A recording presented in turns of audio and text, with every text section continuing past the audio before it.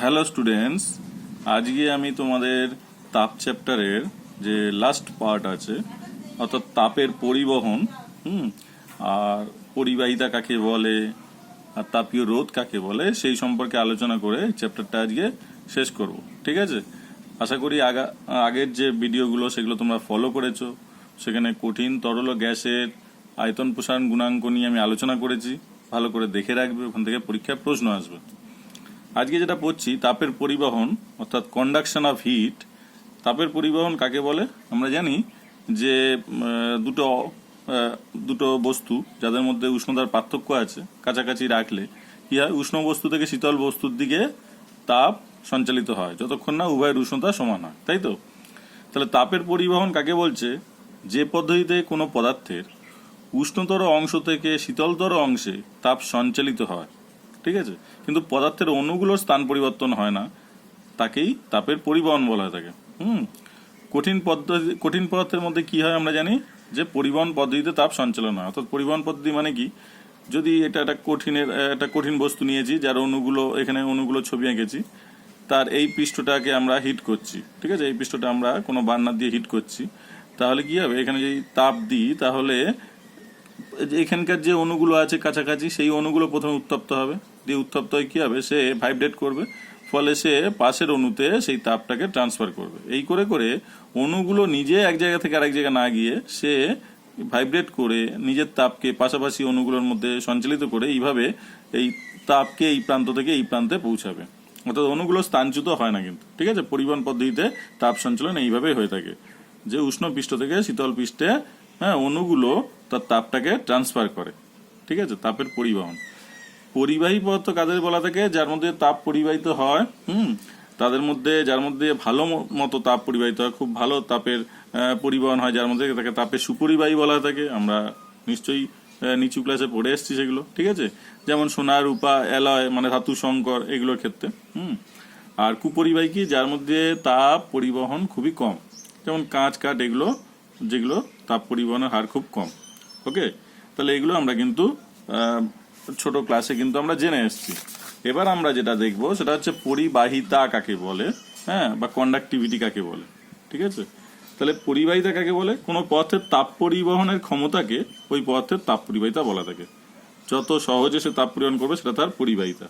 ওকে, বিভিন্ন পদার্থের কিন্তু তাপ পরিবহন ক্ষমতা বিভিন্ন হয়ে থাকে। ধাতু সবচেয়ে ভালো তাপের সুপরিবাহী আমরা জানি।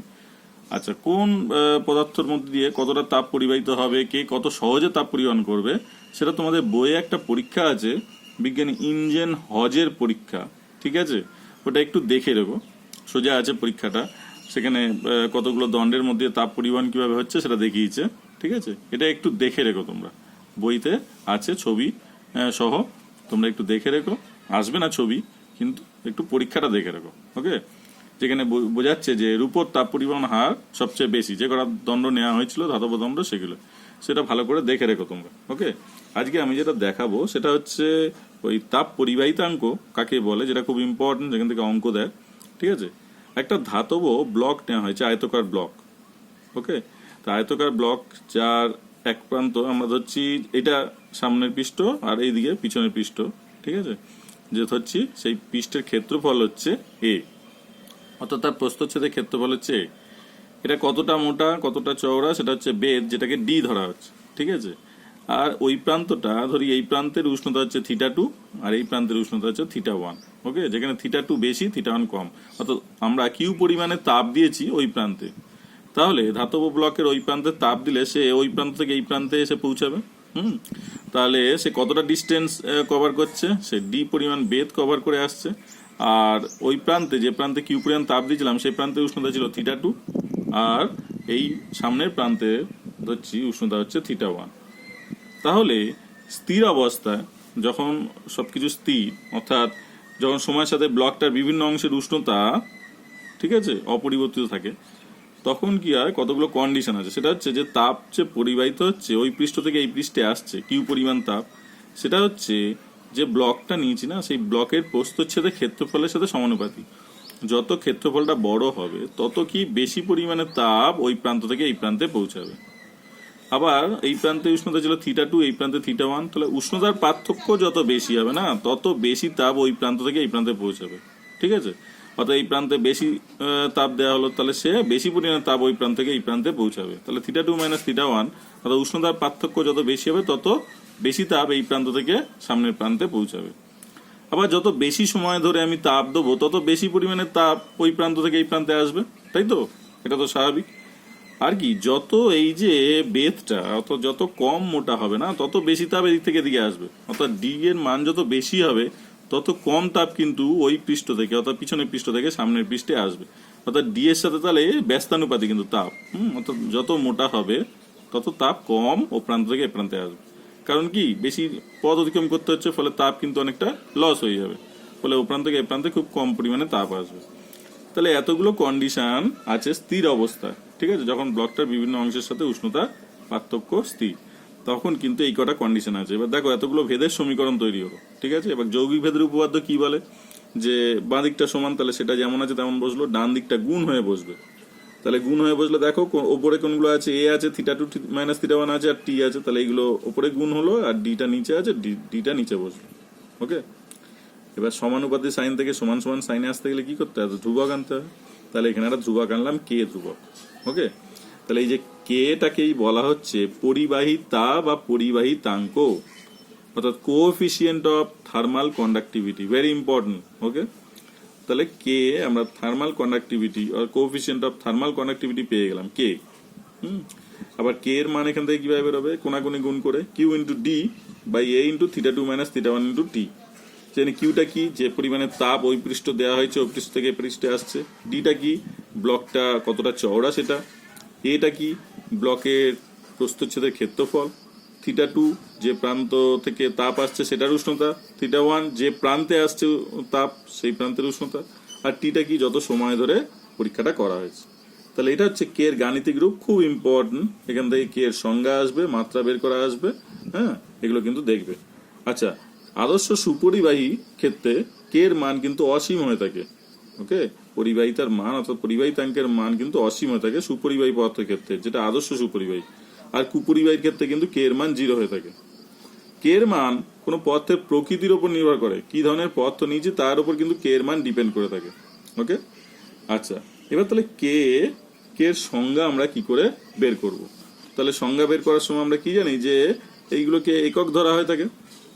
অর্থাৎ যখন ডি সেটা যদি 1 সেন্টিমিটার হয়, ডিটা কি, কতটা বেধ কতটা চওড়া, সে যদি 1 সেন্টিমিটার হয়, আমি সিজিএস এ ধরছি, এ প্রস্থচ্ছেদের ক্ষেত্রফল সেটা যদি 1 বর্গ সেন্টিমিটার ধরা হয়, এটাকেও 1 ধরা হলো।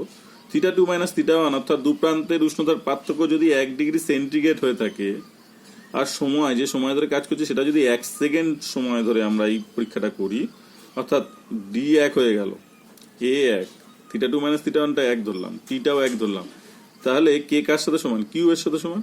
অর্থাৎ যতটা তাপ ওই প্রান্ত থেকে এই প্রান্তে আসবে সেটাই তার পরিবাহিতাঙ্ক। মানে কি, মানে যে সংজ্ঞাটা দেওয়া হলো সেটা হচ্ছে একক প্রস্থচ্ছেদ, অর্থাৎ যখন এ 1 বর্গ সেন্টিমিটার বা 1 বর্গ একক ও একক বেধ বিশিষ্ট ডি যখন 1, কোনো তাপ সুপরিবাহী বস্তুখণ্ডের দু প্রান্তের উষ্ণতার পার্থক্য যদি 1 হয় বা একক হয়, তাহলে একক সময়ে উত্তপ্ত প্রান্ত থেকে শীতল প্রান্তে যে পরিমাণ তাপ প্রবাহিত হবে তাকেই পদার্থের তাপ পরিবাহিতাঙ্ক বলছে। তাই তো বোঝাচ্ছে, তাই তো? এটা 1, এটা 1, এটাও 1, এটাও 1 হলে কিউ এর মান যা সেটাই কে। অর্থাৎ যতটা তাপ ওই পৃষ্ঠ থেকে পিছনের পৃষ্ঠ থেকে সামনের পৃষ্ঠে আসছে সেটাই তার পরিবাহিতাঙ্ক।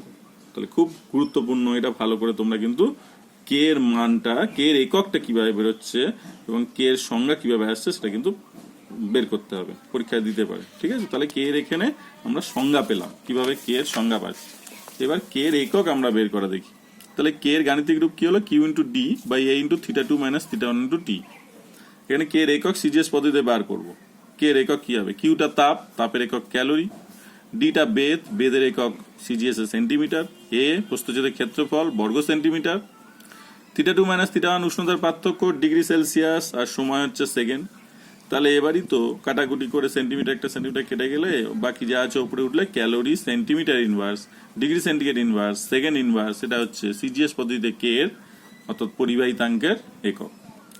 এসআই পদ্ধতিতে কি হবে, কে এর মান, কিউ তাপ, তাপের একক তোমরা জানো জুল এসআই পদ্ধতিতে, বেধ মিটারে প্রকাশ করব, প্রস্থচ্ছেদের ক্ষেত্রফল বর্গমিটারে প্রকাশ করব, উষ্ণতা কেলভিনে প্রকাশ করব, আর সময় তো সেকেন্ডেই হয়।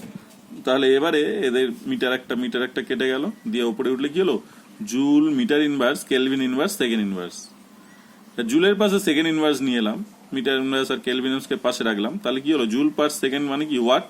তাহলে এটাকে আরেকভাবে লেখা যায় watt meter inverse kelvin inverse. এটা হচ্ছে এসআই পদ্ধতিতে কে এর একক। ওকে, খুব ইম্পর্টেন্ট কিন্তু, দেখে রাখবে তোমরা। হ্যাঁ, আচ্ছা, এইভাবে কিন্তু সমস্ত বইয়ে দেওয়া নেই কিভাবে একক বের করতে, আমি ভেঙে ভেঙে দেখিয়েছি যাতে তোমাদের বুঝতে সুবিধা হয়, মনে রাখতে সুবিধা হয়। ঠিক আছে, এইভাবে মনে রাখবে, তাহলে কিন্তু মনে থাকবে, মুখস্থ করার চেষ্টা করবে না। কে এর মাত্রা কিভাবে বের হয় দেখি। কে এর মাত্রা বের করতে গেলে এই যে এইগুলো, এই প্যারামিটারগুলো, এগুলোকে সব থার্ড ব্র্যাকেটে লিখছি, মাত্রা বের করার জন্য এই থার্ড ব্র্যাকেটে দেখা। তাহলে কিউ, কিউ তো তাপ, আমরা জানি তাপ এক প্রকার শক্তি। হ্যাঁ, আর শক্তি মানে কি, কার্যের যা মাত্রা তাই শক্তির মাত্রা। তাহলে এখানে কিন্তু কিউ এর মাত্রা হবে M L square T to the power -2। এটা কোথায় পেয়েছি, ক্লাস 9-এ আমরা কিন্তু মাত্রা বের করা শিখেছি, সেখানে আমরা কার্যের মাত্রা বের করেছি, মানে শক্তির মাত্রা কিন্তু এটা হয়। ডি, ডি মানে হচ্ছে বেধ, বেধ মানে যে কোনো একটা ডিস্টেন্স বা দূরত্ব বলো, যেটাকে এল দিয়ে লেখা হয়, তাই তো। এ কি হয়, ক্ষেত্রফল, ক্ষেত্রফল কি হয়, এল স্কোয়ার। আচ্ছা, উষ্ণতা, উষ্ণতার পার্থক্য যাই হোক, সেটা হচ্ছে উষ্ণতা বলো বা উষ্ণতার পার্থক্য যাই বলো, সেটাকে যে মাত্রা দিয়ে প্রকাশ করা হচ্ছে সেটা হচ্ছে ক্যাপিটাল থিটা। ক্যাপিটাল থিটা দিয়ে প্রকাশ করা হয়। আর টাইমকে ক্যাপিটাল টি দিয়ে প্রকাশ করা হয়, জানো তোমরা, ক্লাস 9-এ শিখে এসছো, ফার্স্ট চ্যাপ্টারেই ছিল। তাহলে এবারে এখানে কাটাকুটি করলে এল স্কোয়ার কেটে গেল, এল স্কোয়ার যদি কেটে যায় তাহলে কি পড়ে থাকে, এম উপরে একটা এল, টি নিচ থেকে একটা উপরে হলো টি to the power -3, R theta নিচ থেকে উপরে হলো থিটা টু দি পাওয়ার -1। এটা হচ্ছে কে এর মাত্রা, গুরুত্বপূর্ণ, ভালো করে দেখে রাখবে। ওকে, আচ্ছা, তাহলে রূপার কে 406 watt meter inverse kelvin inverse, এটা একটা মান আছে, একটু দেখে রাখবে। বা তামার কে, হ্যাঁ, 385 watt meter inverse kelvin inverse. এগুলো হচ্ছে রূপা বা তামার তাপ পরিবাহিতাঙ্কের মান। ঠিক আছে, তাপ পরিবাহিতাঙ্কের মান দেখে কি বোঝা যাচ্ছে যে রূপার তাপ পরিবাহিতাঙ্ক তামার থেকে বেশি। ওকে, তাহলে এইটাই হচ্ছে আমরা পড়লাম কি, তাপ পরিবাহিতা বা পরিবাহিতাঙ্ক কাকে বলছে, তার একক, তার মাত্রা। ঠিক আছে, আর একটা পার্ট আছে, সেটা সমস্ত বইয়েতে ভালো করে দেওয়া নেই তোমাদের, কিন্তু এখান থেকে পরীক্ষা প্রশ্ন আসে, তো এটা একটু দেখে রাখবে। সেটা হচ্ছে তাপীয় রোধ কাকে বলছে, অর্থাৎ থার্মাল রেজিস্ট্যান্স কাকে বলে। রোধটা কি ব্যাপার, রোধ মানে হচ্ছে বাধা দেওয়ার প্রবণতা। তাপীয় রোধ মানে কি, তাহলে তাপকে বাধা দেবে যে, সেটা হচ্ছে তাপীয় রোধ। ঠিক একই রকম ভাবে আরেকটা রোধ আমরা পড়বো যখন আমরা চলতরিৎ পড়বো। ঠিক আছে, চলতরিৎ যখন পড়বো তখন হচ্ছে কারেন্টের একটা রোধ থাকে, তাকে কি বলা হয়, তড়িৎ রোধ, অর্থাৎ বাধা দান করা। বাধা অবশ্যই থাকা উচিত, ঠিক আছে, একটা মানে পরিবহনের ক্ষেত্রে বাধা থাকা উচিত, তাপের ক্ষেত্রেও বাধা অবশ্যই থাকা উচিত। তাহলে সেই তাপীয় রোধটা কিভাবে বের করবো সেটা দেখি। তাহলে রোধ মানে হচ্ছে বাধা দান করে যে। তাহলে আমরা এই যে কিউ তাপ পরিবহন, সেটা আমরা এটা পড়লাম, এটা গাণিতিক রূপটা, কিউ হচ্ছে K into A into theta two minus theta one T by D. এবার তাপ পরিবহনের হার যদি বললি না, তাপ পরিবহন হার মানে কি, হার মানে কি সময়ের সাপেক্ষে কতটা তাপ যাচ্ছে। তাহলে সময়টাকে নিচে নিয়ে চলে আসবো, কিউ বাই টি, টিটা নিচে চলে এলো, তাহলে কি পড়ে এলো, এই অংশটা পড়ে রইলো। ওকে, এবার এটাকেই সাজিয়ে লিখেছি, দেখো theta two minus theta one যেমন ছিল উপরে আছে, কে আর এ কে আমি কোথায় নিয়ে এলাম, ডি এর তলায় নিয়ে এলাম, ডি বাই কে, মানে এটা উল্টে গেলে কি হয়, পরের লাইনে উল্টে যদি যায়, নিচের অংশটা উল্টে গেলে কি হবে, কে এটা সেই ওপরেই চলে আসবে। যে কেটা কি, কেটা হচ্ছে তাপ পরিবাহিতাঙ্ক, আর এটা কি প্রস্থচ্ছেদের ক্ষেত্রফল, ডিটা কি বেধ। তাহলে নিচের অংশটা উপরে উঠে গেলে এই অংশটাই চলে আসে, কিন্তু এটাকে আমি এইভাবে লিখলাম। ঠিক আছে, তাহলে তাপ পরিবহনের হারের গাণিতিক রূপ হচ্ছে উষ্ণতার পার্থক্য theta two minus theta one by D হচ্ছে কি, ওই ব্লকটার বেধ বাই তাপ পরিবাহিতাঙ্ক ইন্টু প্রস্থচ্ছেদের ক্ষেত্রফল। এই একটা গাণিতিক রূপে এলো। ঠিক আছে, এটা একটা সমীকরণ আকারে দেখালাম। এবার আমরা চলতরিৎ যখন পড়বো, আমি ভালো করে তখন বলে দেবো, তাও একটু দেখে রাখো যে কারেন্টের ক্ষেত্রেও কি হয়, ধরো একটা তারের মধ্যে তড়িৎ পরিবাহিত হচ্ছে, তাই সেই তারের মাঝখানে দেখছি আরেকটা খাঁজকাটা তার যুক্ত আছে। তাহলে খাঁজকাটা তার মানে কি, সেখানে যে কারেন্ট এখান থেকে আসছিল, সে যখন এই পথে আসবে, এই পথে আসলে কি তার সুবিধা হবে না অসুবিধা হবে, অবশ্যই অসুবিধা হবে। হ্যাঁ, সে বাধা পাবে। তাহলে এই যে খাঁজকাটা অংশটা, এটা হচ্ছে তড়িৎ পরিবহনের ক্ষেত্রে বাধা দান করছে। এটাকেই বলা হচ্ছে তড়িৎ রোধ, রোধ বলা হয় রেজিস্ট্যান্স, ঠিক আছে। তাহলে ওহম, বিজ্ঞানী ওহম একটা সূত্র দিলেন, সেই সূত্রটা কি, যে একটা পরিবাহী তারের এই প্রান্তের বিভব বা ভোল্টেজ, ঠিক আছে, সেটাকে বলছে V2, আর এই প্রান্তের ভোল্টেজ বলছে V1। সবসময় তড়িৎ কোন দিক থেকে কোন দিকে প্রবাহিত হয়, উচ্চ ভোল্টেজ থেকে নিম্ন ভোল্টেজের দিকে। তাহলে V2 এখানে বড়, V1 ছোট, অর্থাৎ V2 গ্রেটার দ্যান V1। তাহলে তবেই এদিক থেকে এদিকে তড়িৎ কারেন্ট ফ্লো করছে। কতটা কারেন্ট ফ্লো করছে, I পরিমাণ কারেন্ট যাচ্ছে কার মধ্যে দিয়ে, এই খাঁজকাটা তারের মধ্যে দিয়ে। খাঁজকাটা তারের নাম কি দিলাম, আর, রেজিস্ট্যান্স, রোধ, ঠিক আছে। তাহলে কারেন্ট এই V2 উচ্চ বিভব থেকে, উচ্চ ভোল্টেজ থেকে, হ্যাঁ, একটা খাঁজকাটা তার আর এর মধ্যে দিয়ে, অর্থাৎ তড়িৎ রোধের মধ্যে দিয়ে I পরিমাণ কারেন্ট V1 প্রান্তে যদি আসে, ঠিক আছে, তাহলে ওহম বললেন কি, যে এই কতটা কারেন্ট এই থেকে দিকে আসছে, সেটা হচ্ছে তাদের বিভব পার্থক্যের সাথে সমানুপাতিক, ঠিক আছে। অর্থাৎ দু প্রান্তের বিভব পার্থক্য কি, V2 মাইনাস V1, কারণ উচ্চ বিভব মাইনাস নিম্ন বিভব করতে হবে। সেটা বলছে কতটা কারেন্ট যাচ্ছে, সেটা মানে সেটা কারেন্টের সাথে সমানুপাতি হয়। অর্থাৎ V2 মাইনাস V1 সেটা হচ্ছে I, কতটা কারেন্ট এই রোধের মধ্যে যাচ্ছে তার সাথে সমানুপাতি। তাহলে V2 মাইনাস V1 I এর সাথে সমানুপাতি, এটা উনি বললেন। তাহলে এবার সমানুপাতিকে সমান সমান করতে গেলে একটা ধ্রুবক আনতে হয়। তাহলে এই যে একটা ধ্রুবক তিনি আনলেন, সেটাকে আর বললেন, সেই আরটাই কিন্তু রোধ, রেজিস্ট্যান্স, ঠিক আছে। তাহলে V2 minus V1 equal to I into R, এটা হচ্ছে ওহমের সূত্রের গাণিতিক রূপ, খুব ইম্পর্টেন্ট, এটা আমরা পড়বো পরবর্তী ক্ষেত্রে, ঠিক আছে। যেখানে আইটা কি, কতটা কারেন্ট ফ্লো করছে এর মধ্যে, তড়িৎ প্রবাহ মাত্রা, আরটা কি, রোধ, যেটা বাধা দান করছে, কারেন্টে যাচ্ছে কিন্তু ও যে বাধা দিচ্ছে তাকে অবশ্যই বাধা দেওয়া দরকার, নাহলে কি বেশি পরিমাণ কারেন্ট যদি ফ্লো করে তাহলে কি হবে, ওই আমাদের এক সময় ভোল্টেজ বেড়ে গেলে কি হয়, বাল্ব কেটে যায়, তাই তো, বা শর্ট সার্কিট হয়ে যেতে পারে। ফলে ভোল্টেজকে ঠিক রাখার জন্যই কিন্তু রোধের দরকার। আর V2 মাইনাস V1 কি, বিভব পার্থক্য, অর্থাৎ উচ্চ থেকে নিম্ন দিকে যাচ্ছে, মাইনাস করলে বিভব পার্থক্য। তাহলে এটা হচ্ছে তার গাণিতিক রূপ। এখান থেকে যদি আবার সাজিয়ে লিখি, তাহলে I সমান সমান কি হচ্ছে, V2 মাইনাস V1 বাই আর। তাহলে আইটা কি, তড়িৎ প্রবাহ মাত্রা, সেটা কি V2 মাইনাস V1 হচ্ছে বিভবের পার্থক্য, আর আরটা কি, তড়িৎ রোধ। তাহলে এই একটা সমীকরণ দাঁড়ালো V2 মাইনাস V1 বাই আর, এটা হচ্ছে তড়িতের ক্ষেত্রে সমীকরণ। আর আমরা এর আগে পেয়েছি যে তাপের ক্ষেত্রে Q by T equal to θ2 minus θ1 by D by K। তাহলে দেখো এইটার এইটা, এই দুটো সমীকরণকে আমি যদি ট্যালি করি না, তাহলে আমরা কি পাচ্ছি, যে Q বাই T, সেই Q বাই Tটাকে এখানে আমরা I ধরছি, তড়িৎ প্রবাহ মাত্রা। এদিকে কি ধরেছি, V2 মাইনাস V1, মানে কি, এখানে বিভবের পার্থক্য, এখানে তো তাপের ক্ষেত্রে কি হবে, উষ্ণতার পার্থক্য θ2 মাইনাস θ1। তাহলে এটাও এটার সাথে সমান। তাহলে নিশ্চয়ই এই পার্টটা, নিচের পার্টটা এই নিচের পার্টের সাথে সমান হবে, ওকে। অর্থাৎ Q বাই T, যেটা তাপ পরিবহনের হার, সেটাই এখানে কি, I, কারেন্টের সাথে সমান। এটার সাথে কোনটা সমান, এই পার্টটা সমান ছিল, যার লবটা কি θ2 মাইনাস θ1, অর্থাৎ তাপের পার্থক্য। এখানে উপরের অংশটা কি, বিভবের পার্থক্য। তাহলে এটাও ট্যালি করলাম, তাপের সাথে তড়িতের এই দুটো অংশ সমান। তাহলে অবশ্যই নিচের পার্টটা সমান হবে, অর্থাৎ এর যে আর, রোধ তড়িতের ক্ষেত্রে, সেটা নিশ্চয়ই এর সাথে সমান হবে, অর্থাৎ তাপের ক্ষেত্রে এটাকেই রোধ বলা হবে। তাহলে এখান থেকে আমরা কি পেলাম, যে আর এইচ মানে কিন্তু হিট, তাপীয় রোধ বোঝাচ্ছে, এইচ মানে তাপের ক্ষেত্রে, তাই আর এইচ সাবস্ক্রিপ্ট এইচ বোঝাচ্ছে। সেটা কি হবে, তাপীয় রোধটা তাহলে ডি বাই কে এর সাথে সমান। কেন, আর এর সাথে ডি বাই কে এর সমান, আরটা যেহেতু রোধ কার ক্ষেত্রে, তড়িতের ক্ষেত্রে, তাহলে ডি বাই কে এটাও রোধ হবে কার ক্ষেত্রে, তাপের ক্ষেত্রে। তাহলে তাপীয় রোধের মানটা কিন্তু এইটা, যেখানে ডিটা কি, ডিটা হচ্ছে ওই ব্লকটার বেধ, আর নিচে তাপ পরিবাহিতাঙ্ক ইন্টু প্রস্থচ্ছেদের ক্ষেত্রফল। এটাই হচ্ছে তাপীয় রোধের গাণিতিক রূপ, খুব ইম্পর্টেন্ট। এবার আর এইচ এর একক কিভাবে বেরোবে, সেই একইভাবে ডি বাই কে, ডিটা এখানে এসআই বের করেছি, ডিটা মানে বেধ মিটারে, কে এর একক আমরা বের করেছিলাম এর আগে এসআই পদ্ধতিতে, watt, meter inverse, kelvin inverse বসালাম। আর এ প্রস্থচ্ছেদের ক্ষেত্রফল মিটার স্কোয়ার, একটা মিটার কেটে গেল। তাহলে কে ইন্টু ওয়াট ইনভার্স, এটা হচ্ছে আর এইচ এর একক। আর এইচ এর মাত্রা কিভাবে বেরোবে, ঠিক একইভাবে ডি থার্ড ব্র্যাকেটে লিখলাম, কে থার্ড ব্র্যাকেটে লিখলাম, এ কে থার্ড ব্র্যাকেটে লিখলাম। তাহলে ডিটা কি, এটা হচ্ছে সেই দৈর্ঘ্য বলো বা যাই বলো, সেটা হচ্ছে এল, লেন্থ। আর কে এর আমরা মাত্রা এর আগে পেয়েছি, ঠিক আছে, M L T to the minus 3 theta to the power minus 1 বসালাম। আর এল স্কোয়ার, তাহলে উপরে উঠলে কি হবে, M to the power minus 1, L to the power minus 2, T Q theta.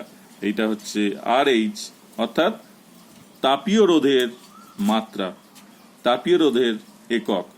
তাপীয় রোধ এইটা ডি/কে, যেটা তড়িৎ রোধের সাথে ট্যালি করে পেলাম, যেখানে তড়িৎ রোধ হচ্ছে আর তার সাথে এটাকে সমান করলাম। তাহলে দুটো সমীকরণ, এটা হচ্ছে ওহমের সূত্র থেকে পেলাম তড়িতের ক্ষেত্রে, আর এটা আমরা পেলাম কি, এটা তাপীয় পরিবহনের ক্ষেত্রে পেলাম। তাহলে দুটো সূত্রকে ট্যালি করে আমরা তাপীয় রোধের গাণিতিক রূপ পেলাম, যেটা খুব ইম্পর্টেন্ট, তোমাদের কিন্তু পরীক্ষা এখান থেকে প্রশ্ন দেয়। তাহলে আমরা আজকে শেষ পার্টটা পড়লাম, ভালো করে দেখবে, এই পার্ট থেকে ভালো মতোই অঙ্ক দেয়, তাহলে ভালো করে এটা দেখবে। আর যত আমি ছবি দেবো সেগুলোকে নোটস আকারে খাতায় লিখবে অবশ্যই, কারণ আমি কিন্তু এখান থেকেই প্রশ্ন করব। হ্যাঁ, আর মাধ্যমিকেও কিন্তু এই সমস্ত জায়গা থেকেই প্রশ্ন হয়। তোমাদের বইয়ের থেকে কিন্তু আমি অনেক বেশি ডিটেলে লিখেছি, ঠিক আছে? সব বই এত কিছু লেখা নেই, যাতে তোমরা বুঝতে সুবিধা হয়। তাতেও যদি কোনো অসুবিধা হয় আমাকে তোমরা জানিও, আমি আবার কিছু ভিডিও করে পাঠাতে পারি, ঠিক আছে? এরপরে আমি এই চ্যাপ্টারের প্রশ্ন দিয়ে দেবো, সেগুলো তোমরা তৈরি করে রেখো, ঠিক আছে? দিয়ে এই চ্যাপ্টারটা তোমাদের কিন্তু শেষ হলো, ঠিক আছে? আশা করি তোমরা ভালো থাকবে। ওকে, থ্যাংক ইউ।